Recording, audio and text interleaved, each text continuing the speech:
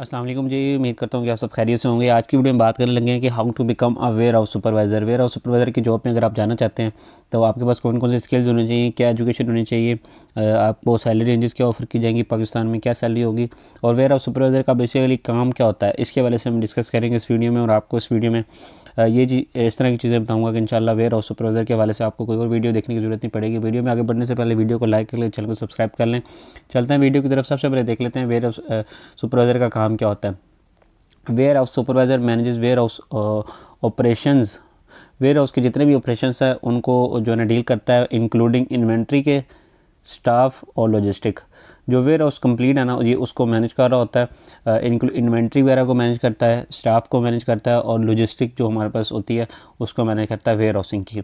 उसके बाद salary ranges के बारे में जो पाकिस्तान में देखा जाए वेयर हाउस सुपरवाइज़र की, तो पाकिस्तान में मिनिमम सैलरी रेंजेस स्टार्ट होती है 35,000 से लेकर 1,50,000 पर मंथ। ठीक है, स्टार्टिंग में आपको जब आप इंटर्नशिप वगैरह पर भी होंगे तो आपको इंशाल्लाह इजली इसमें जॉब मिल जाएगी इंटर्नशिप के हवाले से। ठीक है, इसकी सबसे ज़्यादा जो डिमांड है वो कौन कौन से हमारे पास हैं, रिटेल, लॉजिस्टिक्स और मैन्युफैक्चरिंग की जो हमारे पास कंपनीज है वहाँ पर मैन्युफैक्चरिंग यूनिट्स में, इन सब में जहाँ जहाँ मतलब वेयर हाउस होगा, जिन जिन कस्टमर जो जो कंपनीज़ का वेयर हाउस होगा वहाँ वहाँ पर वेयर हाउस की जो हमारे पास डिमांड है वो आपको मिल जाएगी। और इसके बाद आपके पास ईआरपी और बारकोडिंग सिस्टम्स कॉमन होंगे। ईआरपी से मतलब होता है एंटरप्राइज रिसोर्स प्लानिंग, जो हमारे पास इन्वेंट्री के सॉफ्टवेयर है उसको ईआरपी कहा जाता है। और बारकोडिंग सिस्टम्स कॉमन। बारकोडिंग इसलिए होती है कि वेयर हाउस में जितनी भी आइटम्स इन आउट होती हैं या फिर वहाँ पर ट्रांसफ़र होती हैं, वेयर हाउस के अंदर ही उसकी जगह जगह चेंज की जाती है, वहाँ पर सारा बारकोडिंग सिस्टम होता है कि उसको जब भी किसी भी नई जगह पर रखना होता है तो बारकोड के ज़रिए उसकी नई जगह को जो है ना कर दिया जाता है, स्कैन कर दिया जाता है। इन होती है तो बारकोड के थ्रू स्कैन करके उसको इन कर लिया जाता है, जब आउट होती है तो उसको आउट कर दिया जाता है। ठीक है, ये बारकोडिंग सिस्टम इस तरह काम कर रहे होते हैं। उसके बाद नाइट शिफ्ट्स और लॉन्ग आवर्स कॉमन है इस फील्ड में। पॉसिबल है कि आपको नाइट शिफ्ट पर भी काम किया जा सकता है। और लॉन्ग आवर्स से मीन्स ये है कि 15-20 घंटे की भी आप इसमें ड्यूटी कर सकते हैं। इस तरह के आपके पास कभी कोई सिचुएशन होती है, काम का लोड होता है। ठीक है, उसके बाद नेक्स्ट है career past to operations manager.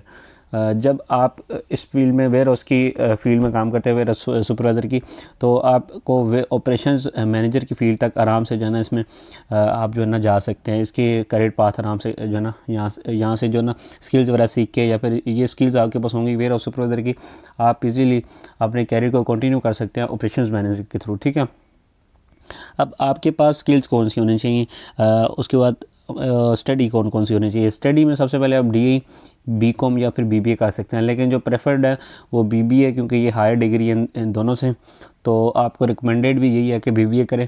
और साथ अगर एमबीए आपने कर लिया तो सोने पे सुहागा। वे ऑपरेशंस मैनेजर की जॉब के लिए आप पहले से अपनी तैयारी करके रखेंगे, एमबीए अपना कंटिन्यू कर लें। आपको रिकमेंडेशन भी यही है कि आप एमबीए करें।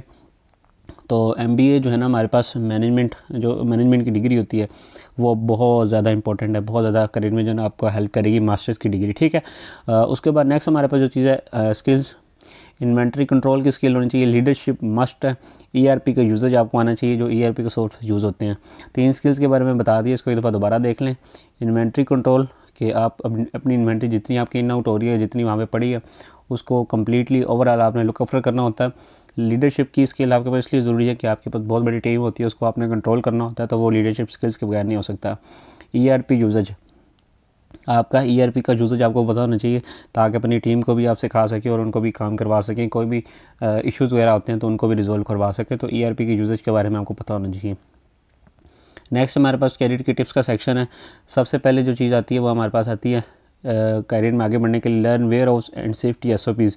जब आपने इस फील्ड में जाना है सबसे पहले आपने वेयर हाउस को समझना है और उसकी सेफ्टी के हवाले से एसओपीज़ को जो है ना मुकम्मल देखना है कि इसकी जो स्टैंडर्ड एसओपीज़ रखी गई हैं वेयर हाउस के लिए, अगर नहीं है तो उसको बनाएं किसी के साथ मिलकर, अपनी टीम के सीनियर के साथ, और उसको जो है ना उसके ऊपर अमल करवाएं अपनी पूरी टीम के साथ। ये चीज़ें आपको करियर में इंशाल्लाह बहुत ज़्यादा फ़ायदा देंगी। जो सेकंड चीज़ है हमारे पास, get training in inventory software. अगर आपको सॉफ्टवेयर नहीं चलाना आता कंपनी का, ईआरपी के सॉफ्टवेयर जो होते हैं, तो उसकी आप ट्रेनिंग लें। थर्ड नंबर पे है communicate clearly with team and suppliers. जब भी आपने कम्युनिकेशन करनी है, क्लियरली करनी है अपनी टीम के साथ या फिर अपने सप्लायर्स के साथ कि मैं ये चीज़ चाहता हूँ और आपने इन चीज़ों के ऊपर जो है ना अमल करना है, और ये चीज़ें नेक्स्ट ऑन जो है ना होनी चाहिए जो भी आपने अपनी पैगाम पहुँचाना है। ठीक है, इम्प्रूव टाइम मैनेजमेंट स्किल्स। अब टाइम मैनेजमेंट के स्किल्स बहुत ज़्यादा इंपॉर्टेंट है स्किल में, इस फील्ड में बहुत ज़्यादा हमारे पास इंपॉर्टेंट है, क्योंकि सारा खेल इसमें टाइम मैनेजमेंट के ऊपर होता है। कोई भी काम अगर डिले हो रहा है तो वो उसमें सबसे पहली जो चीज़ होती है वो ये देखा जाता है टाइम मैनेजमेंट। अगर हालांकि उसके बारे में आपके उस चीज़ के लिए आपके पास टाइम होगा भी तो आप नहीं कर सकेंगे, क्योंकि आपके पास स्किल्स नहीं है। तो आप उसको जितना मर्जी ज़ोर लगा लें, हम उस चीज़ को नहीं कर सकते। अगर उस चीज़ को करना चाहेंगे तो कोई और चीज़ रह जाएगी। तो इसलिए आपको टाइम मैनेजमेंट की स्किल अपनी प्रॉपर रहनी चाहिए लीडरशिप के साथ साथ, फिर आप अपनी टीम को अच्छी तरह से मैनेज कर सकते हैं। ठीक है। मॉनिटर KPIs, ये की परफॉर्मेंस इंडिकेटर जो हमारे पास होता है, इसको आपने लाजमी तौर पर जो है ना समझना है। अगर आपको नहीं समझ तो इसके ऊपर इंशाल्लाह मैं वीडियोस बना दूंगा, मुकम्मल एक वीडियो में इंशाल्लाह सारा कुछ समझा दूंगा। इसमें आपने बेसिकली डिस्पैच टाइम को देखना होता है, श्रिंकेज को और स्टॉक की एक्यूरेसी को देखना होता है।